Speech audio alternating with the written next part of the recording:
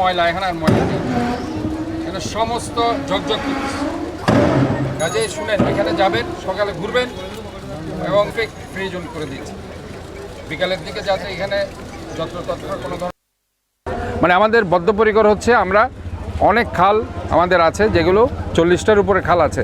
মানুষ মনে করছে 21টা খাল, 21টা খাল না, এটা প্রায় আরও 40টা খাল। আমি নিজে দেখেছি অনেক খালের উপরে প্লট করে ফেলা হয়েছে, বিল্ডিং উঠে গেছে, সেখানে খালের উপরে প্লট উঠে গেছে, খালের উপরে প্লট হয়ে গেছে, খালের উপরে বাড়ি উঠে গেছে, খালের উপরে সানোয়ারা কর্পোরেশন তাদের আবাসিক এলাকা করে ফেলছে, খালটাকে সংকুচিত করে ফেলেছে।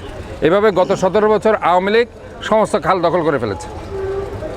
এই খাল দখল থেকে আমাদেরকে ফিরিয়ে দিতে হবে। আমাদের মাননীয় প্রধানমন্ত্রী জননেতা তারেক রহমান, উনি বদ্ধপরিকর এই খাল খনন কর্মসূচির মধ্যে দিয়ে গ্রামে আবারও কৃষি বিপ্লব ঘটাবেন শহীদ প্রেসিডেন্ট জিয়াউর রহমান মতো, আর শহরে এই খাল খনন কর্মসূচির মধ্যে দিয়ে জলাবদ্ধতা দূর করবেন এবং জনগণকে স্বস্তির দিকে নিয়ে আসবেন। এটাই আমাদের মাননীয় প্রধানমন্ত্রীর মুখ্য উদ্দেশ্য।